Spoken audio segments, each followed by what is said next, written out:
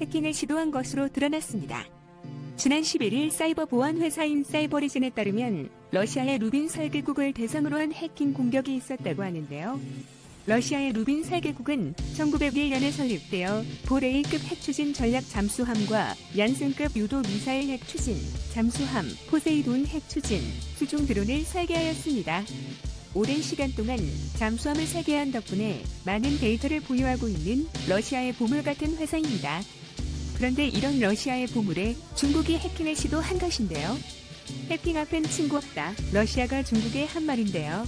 유튜브 채널 가장 많이 본 뉴스, 좋아요와 구독은 영상 제작에 매우 큰 힘이 됩니다.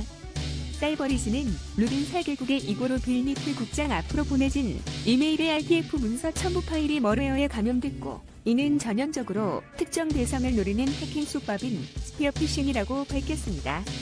또한 사이버리즈는 이런 스피어피싱은 주로 중국 해커들이 사용한다고 말했는데요. 이고르 빌니트 국장 앞으로 보내진 이메일에 첨부된 노얄로드 RTF라는 해킹 도구는 고블린 팬더, 렌코 그룹 등 중국 정부가 배후로 추정하는 해커 집단의 전매 특허입니다. 중국 정부가 이 같은 일을 벌인 이유는 러시아가 대외적으로 중국과는 동맹이지만 기술적 교류는 없기 때문인데요. 2019년 12월 러시아의 국영기업인 로스텍의 지적재산권 담당자 예브게니 리바드니는 중국은 최근 17년간 500건의 군사기술을 불법적으로 뺏겼다고 말한 적이 있습니다. 많이 알려진 것으로 항공기에 들어가는 레이더와 엔진을 꼽을 수 있는데요. 이렇게 중국의 러시아 기술을 허락도 없이 불법 복제를 계속하자 러시아는 중국 수출용으로 특별히 더 낮은 사양의 무기를 팔았고 그마저도 복제 방지 처리를 하기 시작했습니다. 중국의 군사력을 키우는 유일한 방법은 러시아의 선진 무기 체계를 불법 복제하는 것인데 러시아가 모든 수단을 동원하여 이를 막자 우방국의 해킹까지 시도하게 된 것입니다. 또한 최근에는 미국의 대중국 압박이 강해지고 한국이 대만과 주변국을 상대로 우수한 잠수함들을 판매하고 있어 미국과 주변국들에 대한 대응책으로 러시아 잠수함 기술이 필요했던 것으로 보이는데요. 잠수함의 가장 중요한 것은 은밀함에 있는데 중국의 잠수함 기술은 잠수함을 건조할 수 있는 주변국 중 러시아나 우리나라보다 훨씬 뒤떨어집니다. 미 해군 정보국에서는 중국의 진급 잠수함의 소음 정도는 30년 전 구소련에서 건조된 델타 3급보다 소음이 더 크다고 평가한 적이 있었는데요. 진급 잠수함은 수중발사 탄도미사일을 탑재한 잠수함으로 탄도미사일을 미국 본토 근처에서 은밀히 발사해야 큰 타격을 줄 수 있지만 큰 소음으로 인해 근처로 가는 도중 미 해군 관 기지에서 발각될 것이라고 전문가들은 말하고 있습니다. 일각에서는 중국의 잠수함이 발진하면 미 구축함에서 경계를 게을리하고 있던 음탄병이 잠에 삭될 정도라고 말하며 해적 불삭기라는 별명을 지어주기도 했습니다. 이러한 이유로 온라인 군사 전문 매체인 워조는 중국은 잠수함 함대를 키우는데 안간힘을 쓰고 있으며 러시아에 앞선 기술을 탐내고 있다고 분석했습니다. 워조는 중국이 자체적으로 저소음의 잠수함을 개발하려면 엄청난 예산과 시간이 걸리며 불법 복제 또한 러시아로부터 제품을 구매해와야 하며 역설계에 들어가는 비용과 시간도 무시 못한다고 전했는데요. 하지만 해킹으로 러시아의 잠수함 기술을 빼내오면 시간과 비용 문제를 한방에 해결할 수 있는 저비용 고효율 방법이라고 말하고 있습니다. 그런데 중국은 우방국인 러시아를 상대로 너무 무례하고 물불 안 가리고 있다고 느껴지고 있습니다. 사실 푸틴 대통령과 시진핑 주석은 만날 때 과거 사회주의 방식으로 서로 끌어안고 불을 맞대며 친밀한 관계임을 과시하곤 하지만 러시아와 중국은 반미 전략적 동반자 관계일 뿐이라는 것이 전문가들의 중러 관계에 대한 평가입니다. 사실 지정학적으로 러시아와 중국의 역사를 볼 때 사이가 좋았던 적보다는 사이가 안 좋았던 적이 더 많습니다.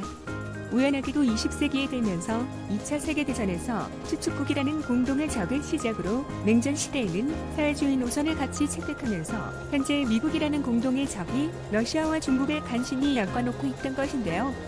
하지만 중국은 러시아를 항상 잠재적적으로 생각했습니다. 중국의 덩샤오핑은 항상 중국은 총 한 방 쏘지 않고도 러시아를 점령할 수 있다. 중국군이 모두 러시아에 들어가 항복하면 러시아는 그들을 먹여 살리느라 거덜이 날 것이고 그러면 자연스럽게 러시아는 중국 차지가 될 것이다 라고 말하곤 했습니다. 또한 중국 학교에서는 학생들에게 연해주를 회복해야 할 땅이라고 가르치기도 했습니다. 러시아 내부에서도 중국 위협론이 성행하여 러시아인들은 중국인들에게 우호적이지 않습니다. 이 때문에 과거 러시아 축구 국가대표 선수 3명이 한 한국계 러시아인을 중국인으로 착각하고 너희 나라로 돌아가라고 외치며 폭행한 적도 있었습니다. 그 폭행 사건에 연루된 3명 중 1명은 알렉산드르 코코린으로 러시아 국내 리그와 이탈리아 리그를 오가며 러시아 축구계를 책임질 정도로 촉망받는 선수였는데요. 알렉산드르 코코린은 그날 뻗은 주먹이 그의 인생을 바꿔놓을 줄은 몰랐습니다. 그 이유는 푸틴 러시아 대통령이 엄청난 친한파였기 때문인데요. 알렉산드르 코코린 일행에게 폭행당한 한국계 러시아인은 알고 보니 푸틴 대통령의 최측근이었던 것입니다. 그의 이름은 데니스 바그로 일제강점기에 연해주로 이주한 한국인의 후손이었는데요. 그는 동양인이라는 차별 속에서도 러시아 내에 엄청난 입지를 가진 사람이었습니다. 데니스 박은 러시아 통상산업부 자동차산업국장으로 푸틴으로부터 조국 헌신 훈장을 받았고 코르테즈라는 자동차 개발 프로젝트를 진행하였습니다. 그는 포르쉐와 합작하여 아우루스라는 자동차를 개발하였는데 그가 개발한 차가 푸틴의 대통령 전용 차량이 될 정도로 푸틴은 데니스 박을 아꼈습니다. 그런 푸틴의 남자가 러시아 축구 국가대표 선수에게 폭행당했다는 소식을 듣자 푸틴 러시아 대통령은 화가 머리 끝까지 났는데요. 아무리 싫어하는 중국인으로 오해해서 벌어진 일이어도 푸틴 러시아 대통령은 화를 식힐 수 없었습니다. 푸틴 대통령은 직접 지시하여 그들에게 징역형을 선고하였고 러시아 체육부 장관이 발 벗고 나서 그들이 속한 소속팀을 통보해 계약 해지를 시키는 등 러시아 축구계에서 매장했습니다. 이뿐만 아닙니다. 러시아는 사회주의 동맹인 중국보다 미국의 동맹국가인 우리나라를 더 신뢰하고 있습니다. 러시아의 블라디미르 수린 박사는 동토의 땅 시베리아 벌판에 한국과 러시아의 공생국가를 만들자고 했습니다. 이것에 대해 2005년부터 2008년까지 연구하여 서울에서 발표도 했었죠. 실제로 러시아는 미국과의 패권 싸움에서 중국의 군사력과 자본이 필요하긴 하지만 그 불편한 기색을 숨기지는 못했습니다.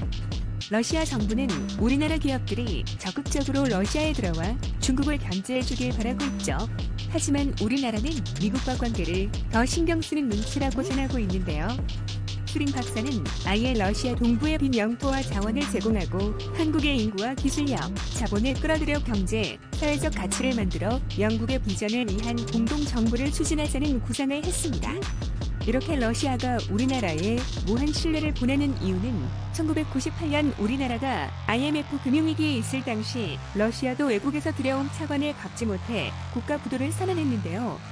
이 러시아의 국가회기 속에서 상당수 해외 기업들은 러시아 차수를 선언하는 상황에서도 우리나라 기업은 러시아를 버리지 않고 러시아 내 공장을 계속 가동시키며 아픔을 공유했기 때문입니다.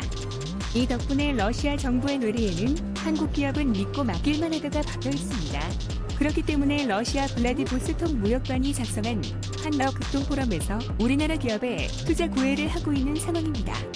이에 따라 블라디미르 솔로도프 캄차카주 주지사는 수산물 가공을 가장 중점적으로 확대할 계획이라며 한국 기업과의 협력을 희망한다고 밝혔고 이와 함께 관광산업과 물류 운송 분야의 협력도 언급했습니다. 또한 북동러시아에서 경제 규모가 큰 하바롭스크주는 우리나라 계룡건설의 주상복합 아파트 건설, 에르스 네트워크스의 폐기물 선별 처리장 건설 등의 협력 사례를 소개하면서 현재 추진되고 있는 지역 내 프로젝트에 한국 기업의 관심을 끌려고 노력하고 있죠. 그것보다 더 큰 이목을 끄는 것은 바로 사헬린에서의 수소, 클러스터 구축 프로젝트입니다. 최근 세계는 탄소 배출 관련해서 친환경 에너지 개발에 엄청난 노력을 하고 있는데요. 거론되고 있는 친환경 에너지가 바로 수소 연료입니다. 러시아는 사할린 가스전을 활용해 세계 최대 규모의 수소 생산 시설을 만들 계획이었습니다. 푸틴 러시아 대통령은 세계기후 정상회의에 참석해 수소, 클러스터 구축 프로젝트를 하나부터 10까지 우리나라 기업과 함께하겠다고 말했습니다. 이에 사할린주는 수소 클러스터 구축 프로젝트뿐만 아니라 생산된 수소를 수출하기 위해 코르사코강을 현대화하겠다는 프로젝트를 발표했고 이 또한 우리나라 기업에 맡기겠다고 말했습니다. 여기에 러시아 정부도 우리나라 기업을 유치하기 위한 지원 사격에 나서는데요. 체쿤코프 극동개발부 장관은 축사를 통해 한국 기업이 러시아에서 장수기업이 될 수 있도록 일일로 지원하겠다고 약속했고, 이것이 이뤄지면 자신이 극동개발부 장관으로 있는 동안에 가장 큰 업적으로 남을 것으로 기대하고 있습니다. 이렇게 러시아의 극동지역 거대 사업들을 우리나라에 다 맡긴 가운데 중국은 패닉에 빠졌는데요. 그 이유는 중국은 두만강을 통해 동해 진출을 꿈꾸고 있었는데, 바다로 통하는 두만강 하구는 러시아의 지배에 있으면서 우리나라가 러시아 쪽 두만강 하구의 개발을 막게 되면 동해로 나갈 수 없게 되기 때문입니다. 중국은 어떻게든 막고 싶겠지만 이 지역 개발은 우리나라에도 경제 효과가 큰 곳으로 포기할 수 없는데요. 우리나라는 교역을 주로 해상 교역로를 이용해 시간이 많이 소요되는데, 지상 교역로를 이용하면 해상으로 가는 것보다 몇 배는 빠릅니다. 이는 유럽에서도 반기고 있습니다. 유럽은 우리나라의 반도체 등 많은 것들을 의존하고 있는데, 지상 교역로는 유럽의 한국산 제품의 수급을 좀 더 자유롭게 합니다. 이런 우리나라와 러시아의 협력은 중국만 제외하고 모두에게 이로운데요. 이 양국의 교류가 더 활발하게 되어 서로의 앞날의 꽃길만 펼쳐지길 바랍니다. 시청해주셔서 감사합니다. 이 동영상은 유튜브 채널 가장 많이 본 뉴스에서 제작하여 게시한다. 구독과 좋아요, 알람 설정은 좋은 영상을 만드는데 많은 힘이 됩니다.